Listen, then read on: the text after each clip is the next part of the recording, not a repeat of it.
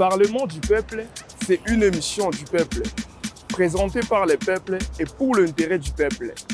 Moi, mambo bandou yangu, peuple munasema koje, peuple munabiona koje, na peuple munawaza koje. Dans le Parlement du peuple, nous analysons sur toutes les questions d'actualité politique, juridique et sociale. La province est en train de connaître un retard dans son développement. Sur quel niveau peut-être? Voilà, comme je le disais, la province est composée de plusieurs territoires et de deux villes. Je cite la ville de Kolwezi, la ville de Kassaji et des autres territoires. Alors nous remarquons qu'il y a une partie de la province qui est en train de se développer, en l'occurrence la ville de Kolwezi qui prend un développement de manière vertigineuse. Donc elle avance à vive allure alors que le reste des territoires ne se développent pas. Et cela dit tout simplement que le développement n'est pas intégral jusque-là, chose que nous voulons tous. Et aujourd'hui, la ville de Kassaji a plusieurs problèmes. Ouais.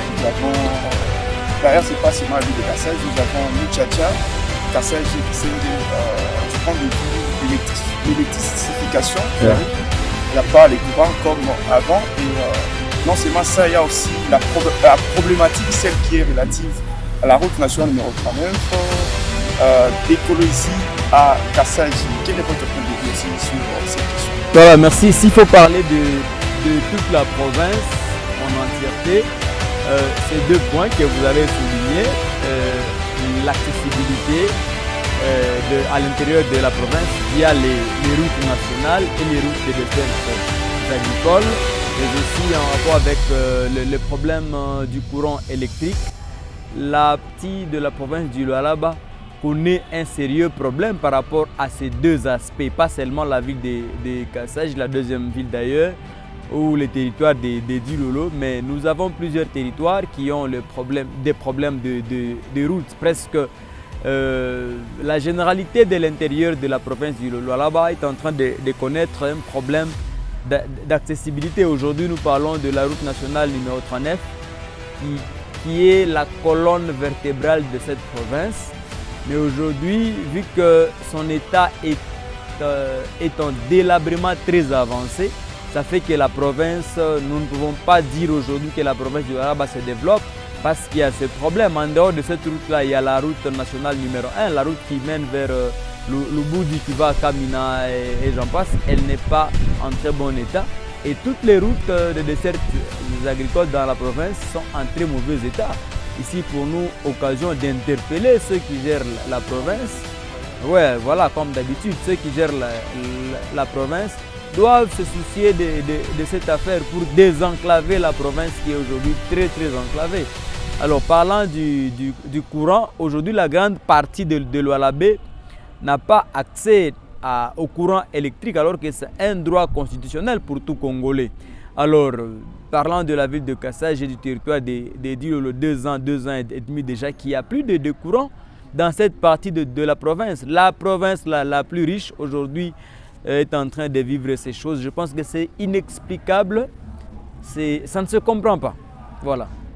Et quelle est un peu la responsabilité du gouvernement provincial sur la question relative à la route nationale numéro 39? Parce qu'il y a là quelques allégations où on dit que c'est une route à l'intérêt national. Et en quoi est-ce que le gouvernement provincial peut-il intervenir? Ouais, la constitution de notre pays est claire là-dessus. Toutes les routes nationales sont de l'apanage du gouvernement central. Donc c'est Kinshasa qui doit décider sur la construction et la réhabilitation de toutes ces routes. Mais la constitution du pays est claire et elle stipule qu'il y a une gestion concurrente. Donc la province est capable d'assurer la réhabilitation pour faciliter la fluidité d'une route d'intérêt commercial. Donc aujourd'hui, dire tout simplement qu'il s'agit seulement du gouvernement central qui doit décider et agir, c'est une fuite des responsabilités. Voilà. Alors un message au gouvernement provincial. Voilà, un message sur cette question, un message au gouvernement provincial, c'est de ne pas fuir des responsabilités et dire tout simplement que la route est de l'apanage du gouvernement central. Non, la constitution est très claire. Nous devons lire cette constitution et l'interpréter littéralement. Pas l'interpréter seulement en faveur des uns et en défaveur des autres. On ne sera pas là en train d'interpréter une constitution de son propre gré, dans son goût, c'est là qu'on le veut. Non, il ne faut pas fuir les responsabilités. La charge de cette route nationale numéro 39 est aussi de l'apanage du gouvernement provincial qui doit tout faire pour réhabiliter cette route-là parce qu'il s'agit d'une province la plus riche qui est en train d'enrichir d'autres provinces, d'aider d'autres provinces, alors que sa propre population, la majeure partie d'ailleurs, est dans une souffrance inexplicable. Ça fait très mal. Donc le gouvernement doit prendre ses responsabilités. Et aussi, comment évaluez-vous la gestion de la province actuellement sous la direction de l'honorable Fifi Masuka? Voilà, la gestion de la province, comme je l'ai dit tantôt, je l'ai dit que dans une certaine partie de la province, la population peut se frotter les mains et dire ça va, ça avance, mais une grande partie de la province, je pense, peut se dire aujourd'hui que la gestion passée n'a pas été bonne. Il y a bien des choses à rectifier, bien des choses à revoir. Aujourd'hui, l'honorable Fifi Masuka est aussi candidate pour les élections des gouverneurs. Oui, pour les élections, oui. Des gouverneurs. Une fois élu encore gouverneur de la province, quel est votre message? Voilà, d'abord ici je vais lancer un message fort aux députés provinciaux qui ont été élus, qui ont la charge de voter pour un gouverneur. Moi, je pense que ces députés ont été mandatés par la population.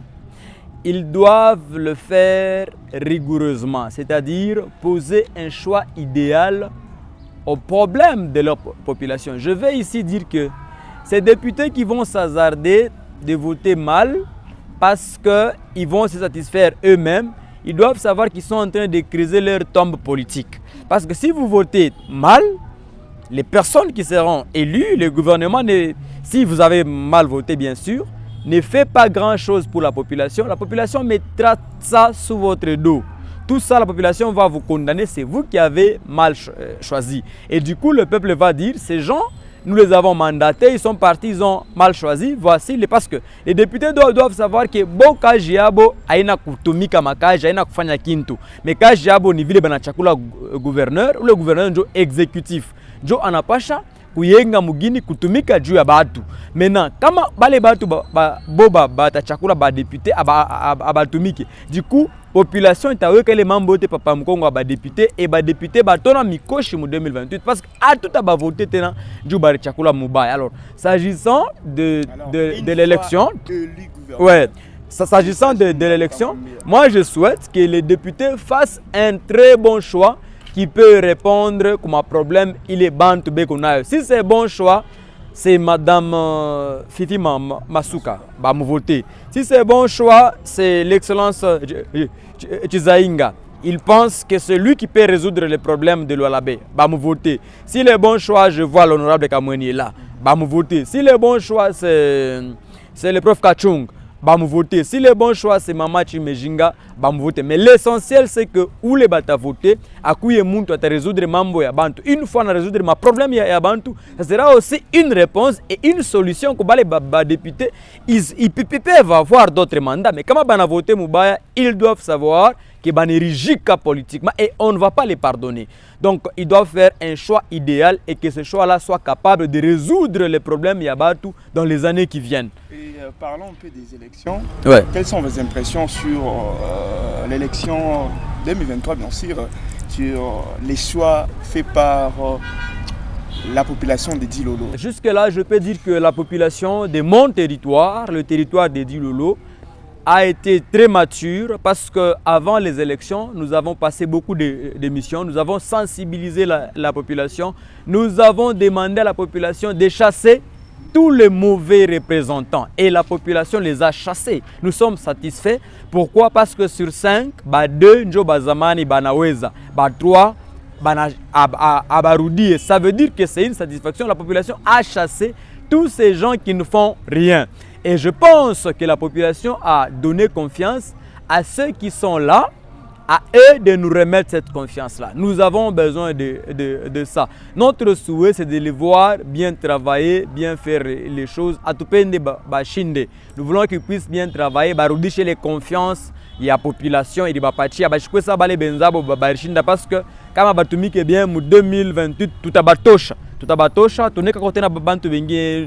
pense que nous en sommes capables parce que s'ils pensent que c'est faux, qu'ils demandent à ceux qui ont échoué, la population les a sanctionnés négativement. Je vais ici m'exprimer comme un leader d'opinion dans la province du Lualaba et généralement ou particulièrement un jeune parmi tant d'autres qui milite pour le développement intégral de la province. Pour le développement du Lualaba profond, je vais ici dire que nous, population de la province du Lualaba, nous attendons du futur gouverneur, du futur gouvernement qui sera mis en place, de mener les actions au bénéfice de l'intégralité de la province. Mambo ya kusema paka Kolwezi, on en a marre. C'est assez et ça doit finir. Il faut que ça finisse. Du coup, quand on vote pour ce gouverneur, quand on vote pour quand on installe ce gouvernement, Mambo ya Kwanza, qu'ils ouvrent les yeux sur les problèmes de l'intérieur de la province. Je cite par exemple les routes, j'en ai parlé ici, les routes, les infrastructures de base dans l'intérieur de la province. Et nous exigeons du prochain gouvernement que avant que 2028 y est né, Mouimanda, nous voulons que cette ville puisse refléter, puisse avoir l'image de la deuxième ville. Nous sommes dans les Haut-Katanga où vous trouvez, il y a la ville de Lubumbashi, il y a la ville de Likasi, il y a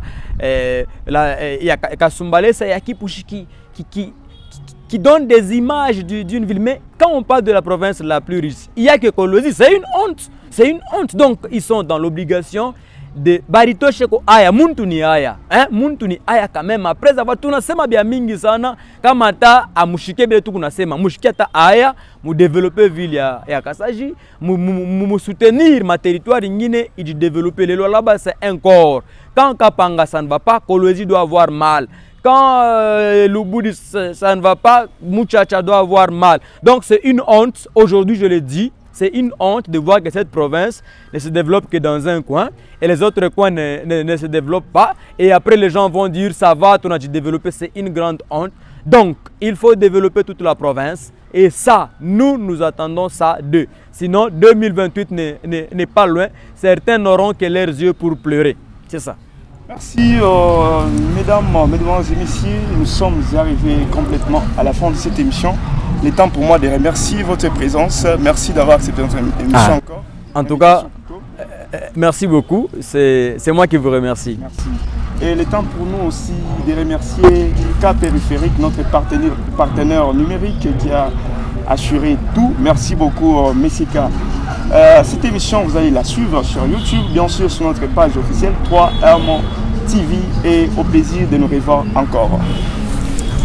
Merci beaucoup.